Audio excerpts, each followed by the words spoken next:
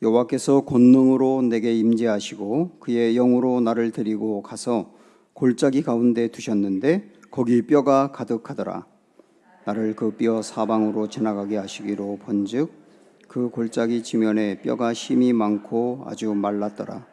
그가 내게 이르시되 인자야 이 뼈들이 능히 살 수 있겠느냐 하시기로 내가 대답하되 주 여호와여 주께서 아시나이다. 또 내게 이르시되 너는 이 모든 뼈에게 대언하여 이르기를 너희 마른 뼈들아 여호와의 말씀을 들을지어다. 주 여호와께서 이 뼈들에게 이같이 말씀하시기를 내가 생기를 너희에게 들어가게 하리니 너희가 살아나리라. 너희 위에 힘줄을 두고 살을 입히고 가죽으로 덮고 너희 속에 생기를 넣으리니 너희가 살아나리라. 또 내가 여호와인 줄 너희가 알리라 하셨다 하라. 이에 내가 명령을 따라 대언하니 대언할 때에 소리가 나고 움직이며 이 뼈 저 뼈가 들어맞아 뼈들이 서로 연결되더라. 내가 또 보니 그 뼈에 힘줄이 생기고 살이 오르며 그 위에 가죽이 덮이나 그 속에 생기는 없더라. 또 내게 이르시되 인자야 너는 생기를 향하여 대언하라. 생기에게 대언하여 이르기를 주 여호와께서 이같이 말씀하시기를 생기야 사방에서부터 와서 이 죽음을 당한 자에게 불어서 살아나게 하라 하셨다 하라. 이에 내가 그 명령대로 대언하였더니 생기가 그들에게 들어가매 그들이 곧 살아나서 일어나 서는데 극히 큰 군대더라. 또 내게 이르시되 인자야 이 뼈들은 이스라엘 온 족속이라. 그들이 이르기를 우리의 뼈들이 말랐고 우리의 소망이 없어졌으니 우리는 다 멸절되었다 하느니라. 그러므로 너는 대언하여 그들에게 이르기를 주 여호와께서 이같이 말씀하시기를 내 백성들아 내가 너희 무덤을 열고 너희로 거기에서 나오게 하고 이스라엘 땅으로 들어가게 하리라. 내 백성들아 내가 너희 무덤을 열고 너희로 거기에서 나오게 한즉 너희는 내가 여호와인 줄을 알리라. 내가 또 내 영을 너희 속에 두어 너희가 살아나게 하고 내가 또 너희를 너희 고국 땅에 두리니 나 여호와가 이 일을 말하고 이룬 줄을 너희가 알리라. 여호와의 말이니라. 아멘. 프로야구가 개막이 됐어요. 관중이 없는 상태로 진행을 하지만 저같이 프로야구 팬에게는 정말 좋은 소식입니다. 저는 한화 이글스 팬입니다. 한화 이글스가 빙그레 이글스일 때부터 지금까지 줄곧 한 번도 한화 외에 다른 팀을 응원한 적이 없어요. 골수 팬입니다.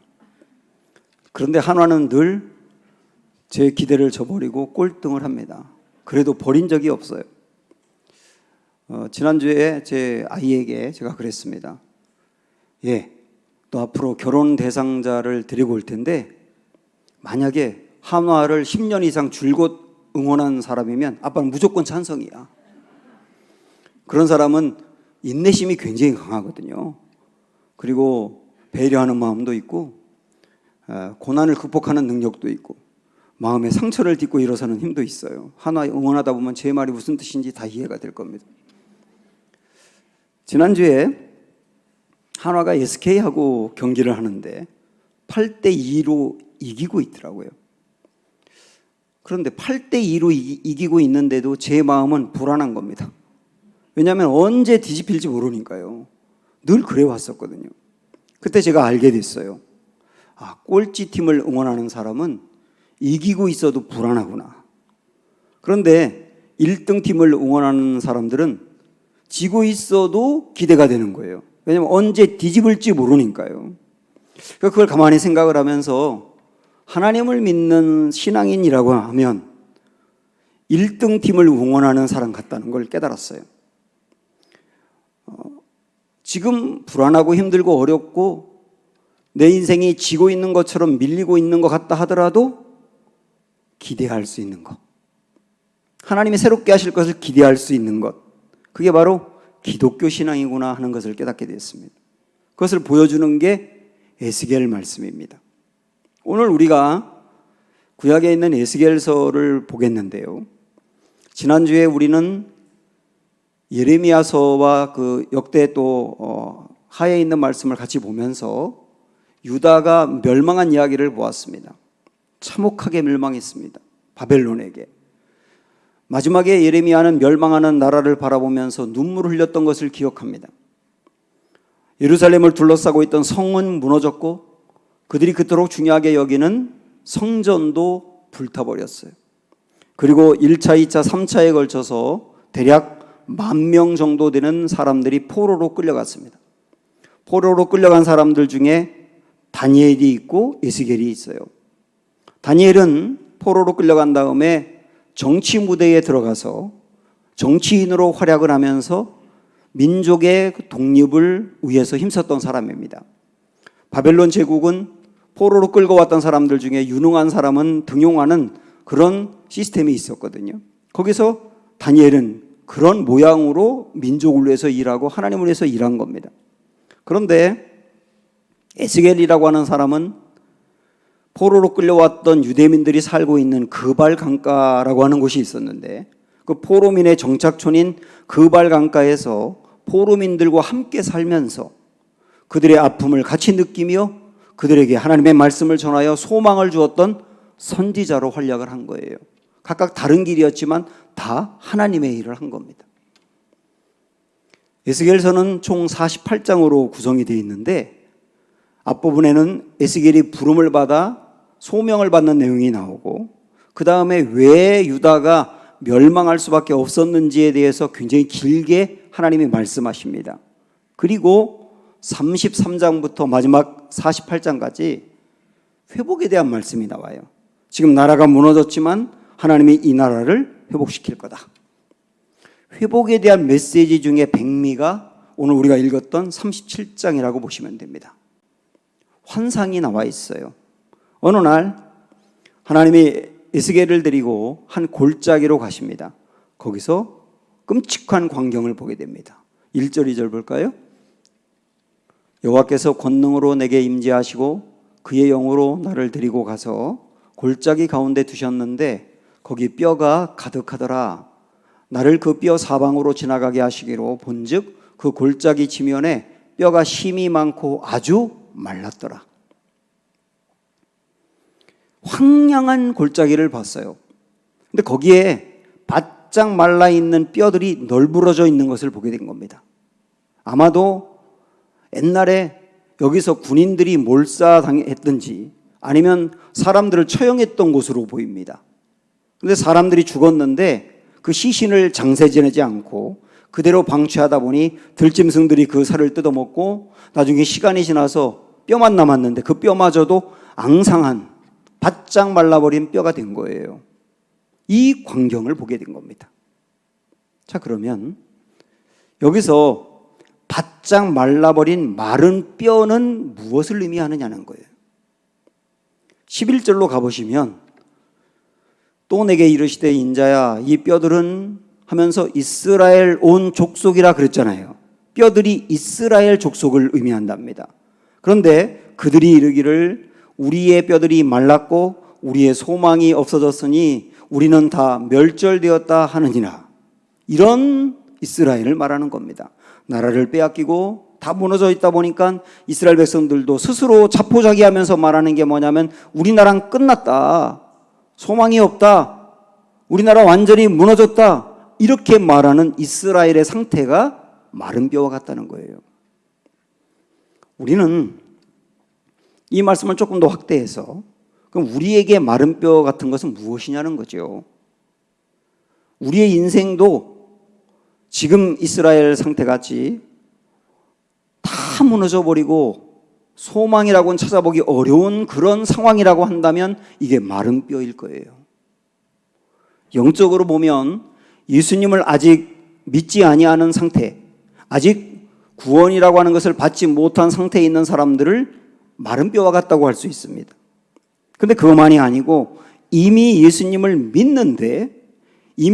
믿는데도 불구하고 그 사람의 영적인 상태, 신앙생활의 상태가 무기력한 경우가 있어요. 그것도 마른 뼈와 같다고 할 수 있습니다. 저는 목회를 하면서 저 같은 목회자들을 보면서 저를 포함해서요. 그리고 많은 또 평신도를 보면서 걱정하고 있는 게 뭐냐면 가면 갈수록 우리의 신앙이 무기력해진다는 거예요. 그래서 만약에 교회를 다니는 사람하고 교회를 다니지 않는 세상 사람하고 비교해 봤을 때 교회 다니는 사람이 도덕적으로 훨씬 더 깨끗할까? 장담할 수 없어요. 교회 다니는 사람이 믿지 않는 사람보다 고난을 이겨내는 능력이 훨씬 더 강한가? 보장할 수 없어요. 어떤 일을 만나면 막 혈기를 부리며 무너져 가는데 그런 일들이 세상 사람들보다 뚜렷하게 더 좋은가?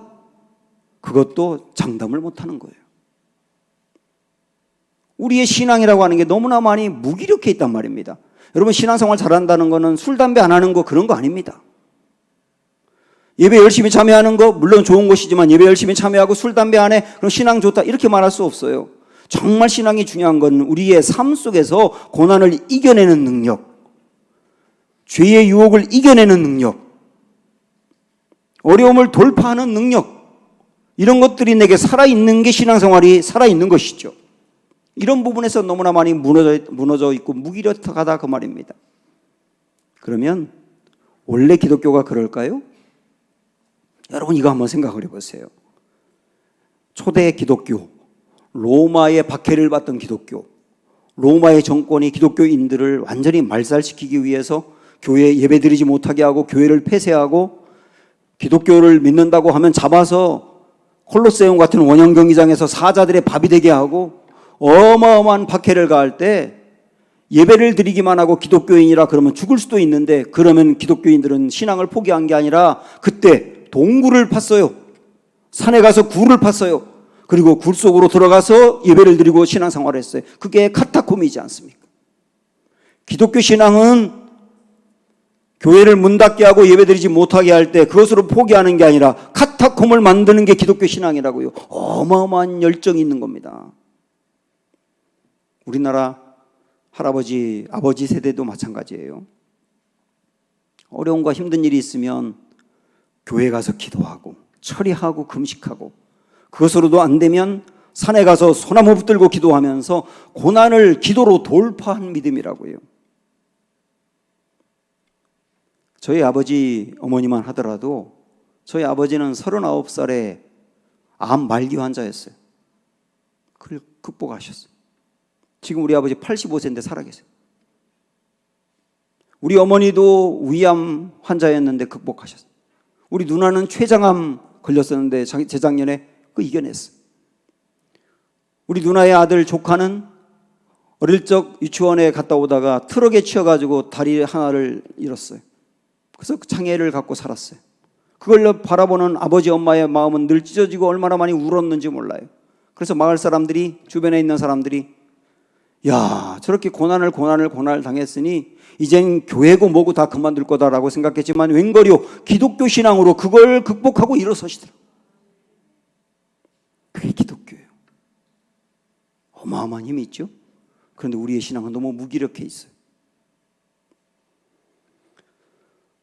많은 사람들이 세상이 세속화되고 근대화되면 종교를 갖지 않는 사람들이 많을 거라고 진단을 했었습니다. 그런데요, 제가 지난주에 답이 되는 기독교라고 하는 책을 읽었는데 거기 보니까 2015년도에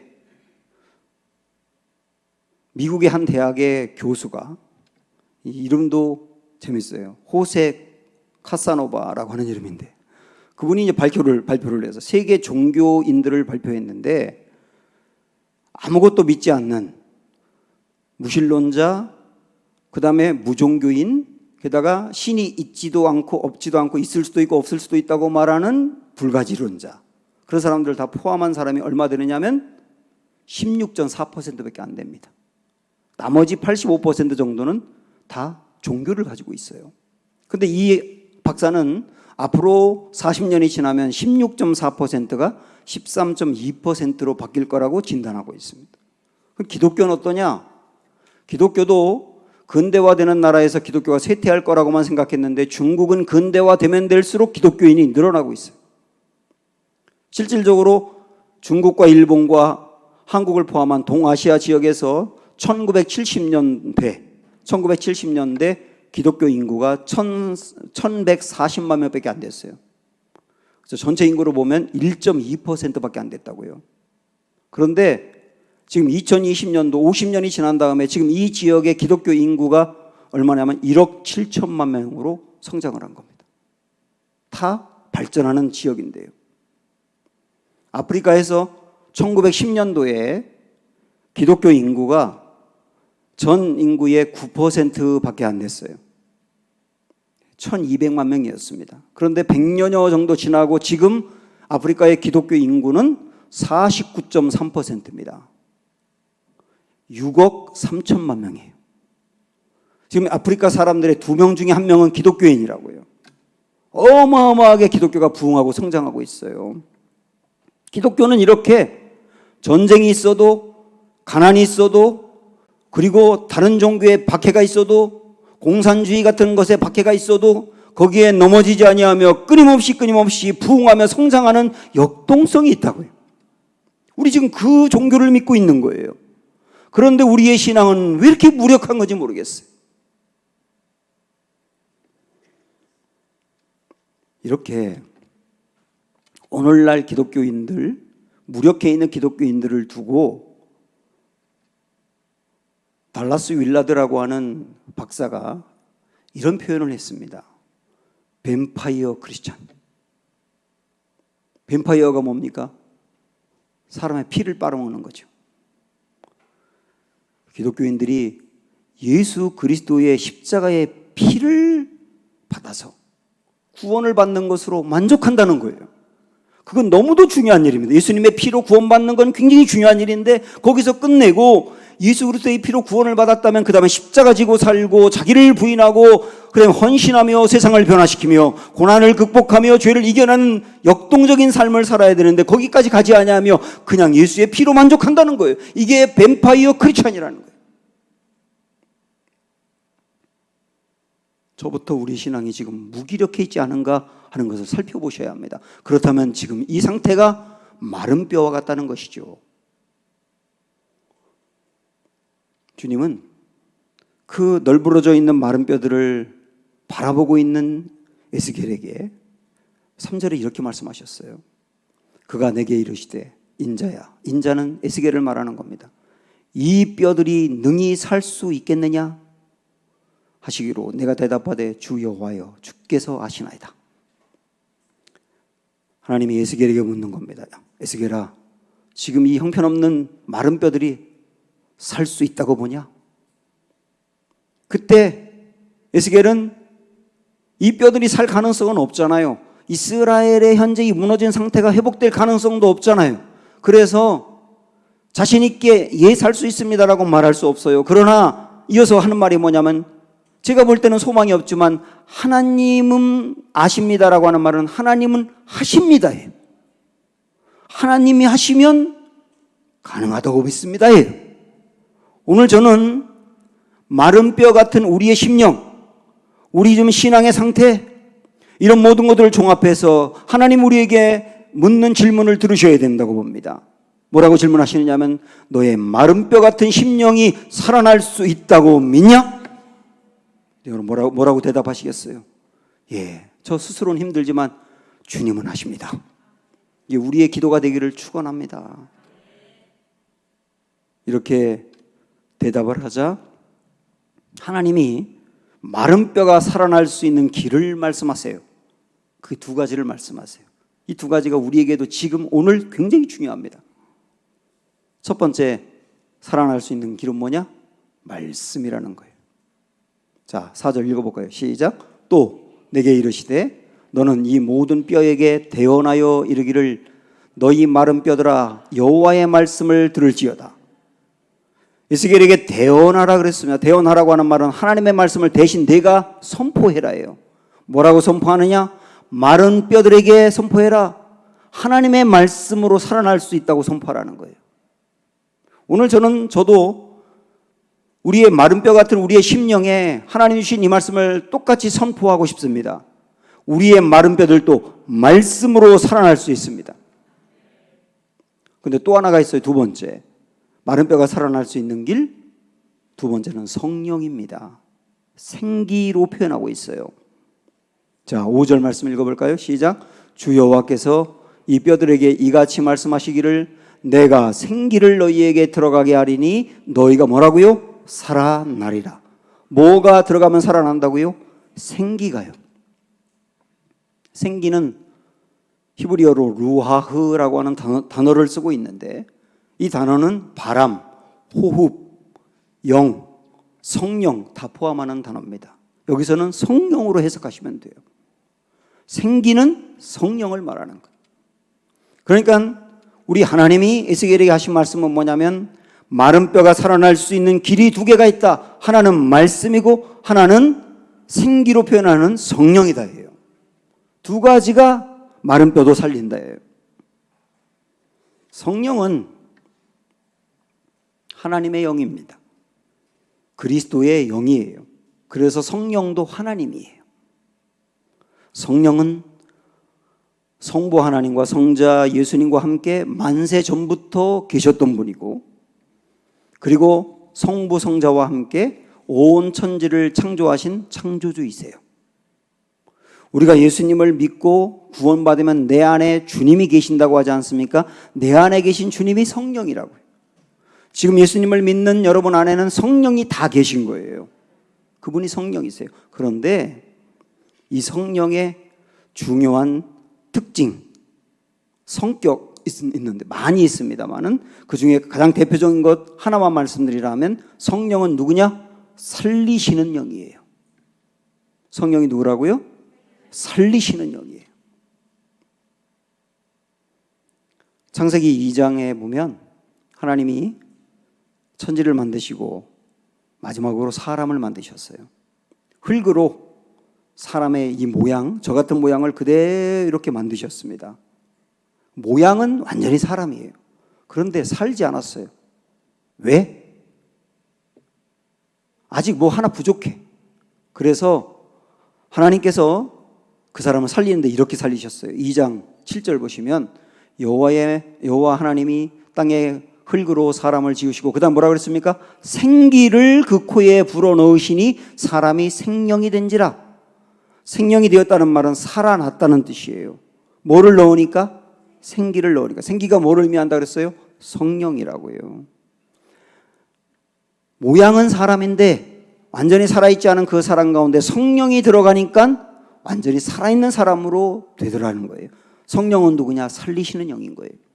그래서 요한복음 6장 63절에서도 살리는 것은 영이니 육은 무익하니라 내가 너희에게 이른 말은 영이요 생명이라 말씀하셨어요. 살리시는 분이 누구라고요? 영, 성령이라고요. 성령이 생명을 주어 살린다고요. 지금 우리가 가운데 마른 뼈를 살리는 것도 성령의 역사인 거예요. 성령은 보이지 않습니다. 마치 바람과 같습니다. 바람은 어딘가로 불어서 어딘가로 가는데 눈에 보이진 않아요. 그러나 바람이 있는 걸 우리는 압니다. 어떻게 아느냐? 느끼거든요. 바람 소리가 들리거든요. 바람에 의해서 나뭇잎이 흔들리는 게 보이거든요. 살갗에 바람이 닿으면서 시원하고 따뜻하기도 하거든요. 바람은 보이지 않지만 그러나 역사하고 존재하는 것을 느낄 수 있는 것처럼 성령은 보이지 않는 분이시지만 우리가 계신 것을 분명히 알 수 있어요. 언제 알 수 있느냐? 내가 살아나는 것을 보면 알 수 있는 거예요. 성령은 살리시는 영이니까요.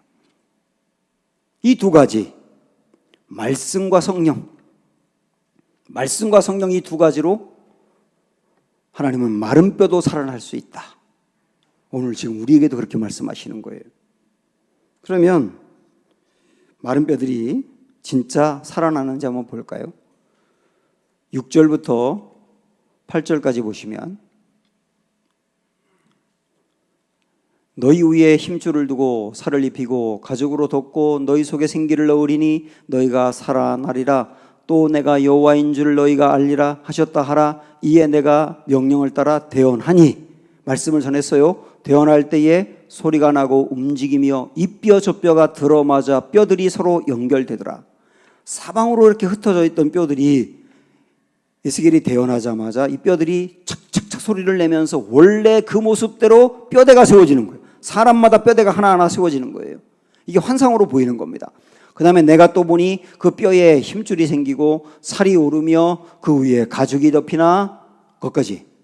그 뼈대 위에 힘줄도 생겼어요. 살도 입혀졌어요. 가죽도 생겼어요. 여기까지 보면 완전한 사람의 모양을 갖춘 것이죠. 그러나 마지막에 뭐가 없다고요? 생기가 없대요. 생기가 없다 이 말은 뭐냐면 살아있는 모양은 갖추었으나 살아있지 않다는 얘기입니다. 이렇게 적용할 수 있지 않을까 싶어요. 설교 시간에 말씀을 전하는데요. 이 말씀을 이렇게 전하면 어떤 분들은 설교를 통해서 살아납니다. 그런데 어떤 분들은 말씀을 들어도 살아나지 않아요. 참 이상하죠. 말씀이 떨어지고 난 다음에 그걸 살리는 것은 성령이 임해야 된다는 거예요. 그러면 선포된 말씀을 가지고 성령님이 일하셔서 그 사람을 살리는 거거든요. 교회를 다닙니다. 예배를 드려요. 겉모양은 그리스도인이에요. 그런데 무기력해 있는 거예요. 능력이 없어요. 그 사람이 사람의 모양, 그리스도인의 모양은 있으나 아직 싱싱하게 살아있지 못한 상태에서 생기신 성령이 역사하면 그 사람이 모양이 아니라 실제 살아나는 사람으로 바뀐다는 거예요. 그래서 이어서 9절 말씀을 보면 이제 생기에게 명령하는 내용이 나옵니다. 9절 보세요. 또 내게 이르시되 인자야 너는 생기를 향하여 대언하라. 생기에게 대언하여 이르기를 주 여호와께서 이같이 말씀하시기를 생기야 사방에서부터 와서 이 죽음을 당한 자에게 불어서 살아나게 하라 하셨다 하라. 생기에게 명령했다 그랬어요. 그렇다고 해서 우리가 생기는 성령님을 의미한다고 했고 하나님이신데 감히 하나님에게 명령할 수는 없죠.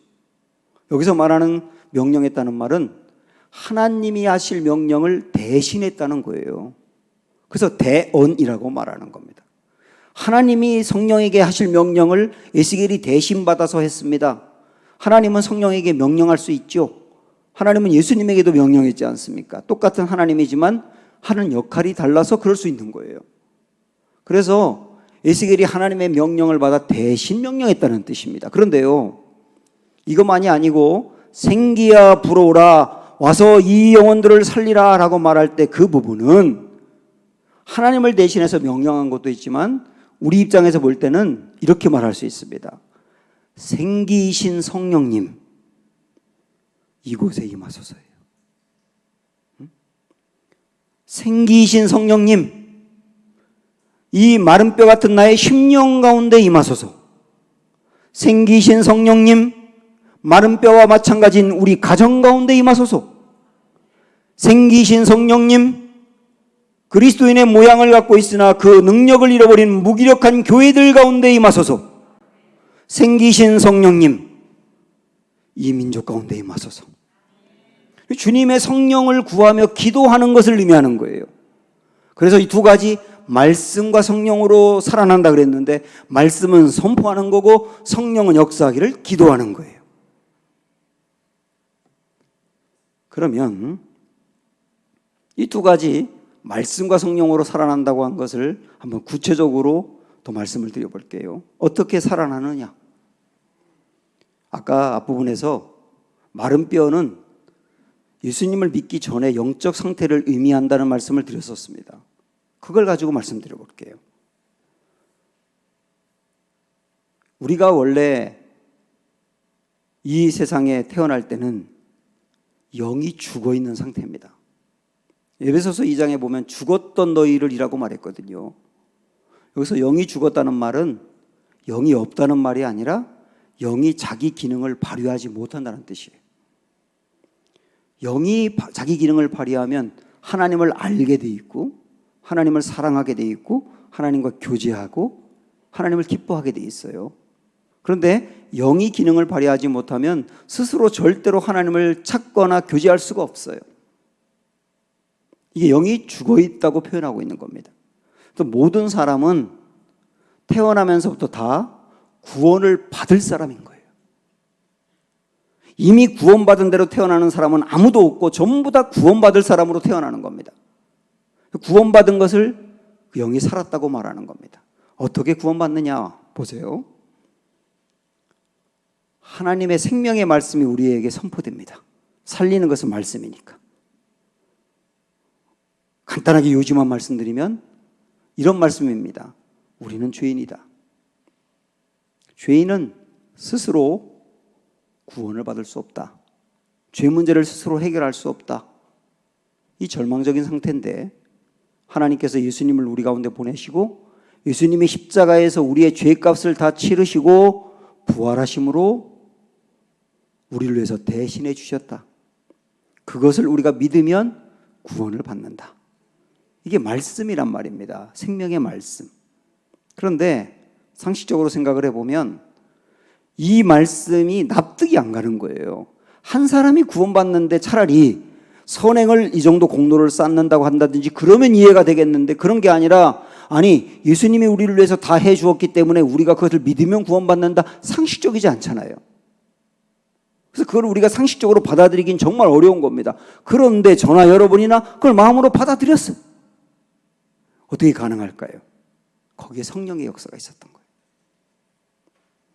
생명의 말씀이 떨어질 때 성령님이 역사해서 그 말씀을 받는 내 마음에 내가 죄인이라고 하는 것을 인정하고 죄인은 스스로 구원받을 수 없다는 것을 수긍하고 예수 그리스도의 십자가와 부활로 내가 살았다고 하는 것을 내 마음으로 받아들이며 감격하고 그래서 예수님을 믿는다고 하는 마음을 내 마음에 주시는 거예요. 내 마음을 열고 믿게 하시는 분이 누구라고요? 성령이시라고요. 이렇게 말씀이 있는 곳에 성령이 역사하면 그 말씀으로 인하여 그 말씀을 받아들이는 사람이 구원받는 거예요. 이렇게 일하신다는 걸 볼 수 있습니다. 조금 더 다르게 말씀드리면 우리가 살아가다가 사람들 때문에 상처를 받기도 하고 사랑하는 사람을 먼저 보내면서 어떤 환경 때문에 마음에 큰 아픔과 상처를 겪기도 합니다. 그런데 사람의 말은 위로를 주는 것 정도예요. 위로를 주는 거예요. 이 마음, 위로 정도가 아니라 치료해 주는 분이 말씀과 성령인 거예요.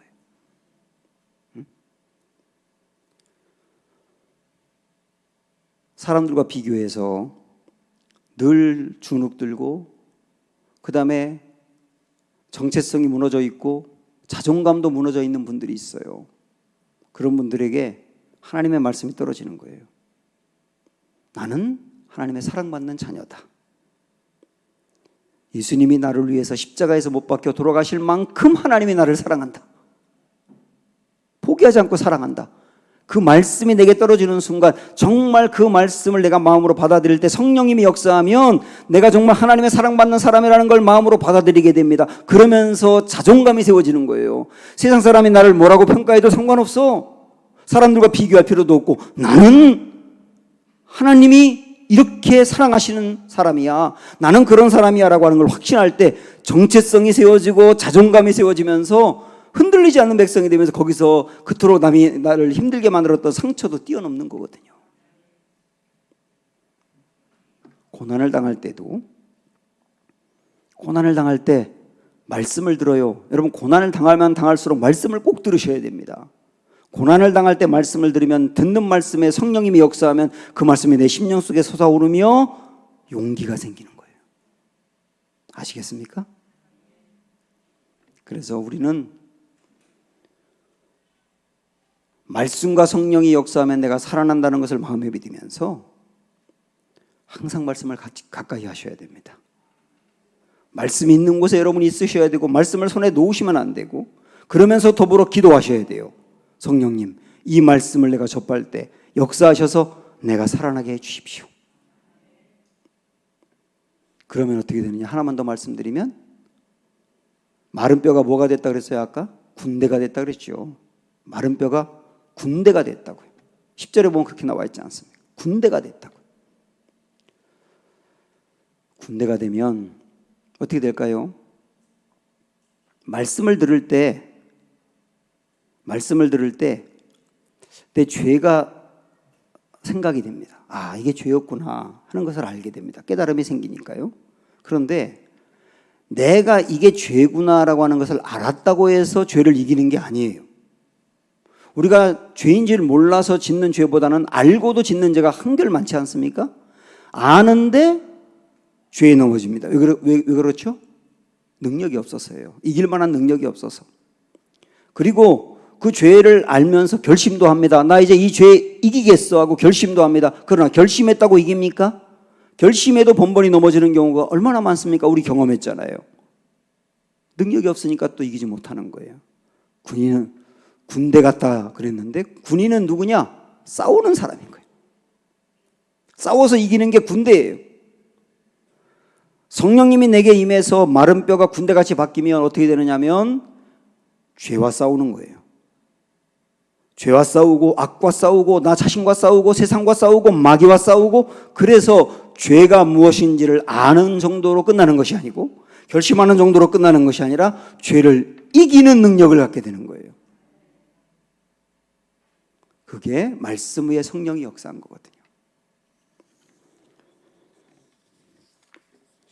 사랑하는 여러분, 말씀과 성령이 마른 뼈들을 살려 군대로 세운다고 오늘 우리에게 말씀하셨어요. 말씀을 가까이 하는 거 하나, 성령님의 도움을 구하며 기도하는 거 하나, 말씀과 기도, 이 두 가지가 두 날개가 되어서 우리 신앙이 훨훨 날아갈 수 있게 되기를 바랍니다. 아무리 힘들어도 1위 팀을 응원하는 사람들처럼 절망하지 않고 역전될 수 있다고 품고 이 말씀 붙들고 나아가는 우리 모두가 되기를 주님의 이름으로 축원합니다. 성령이 오셨네. 함께 찬양합니다.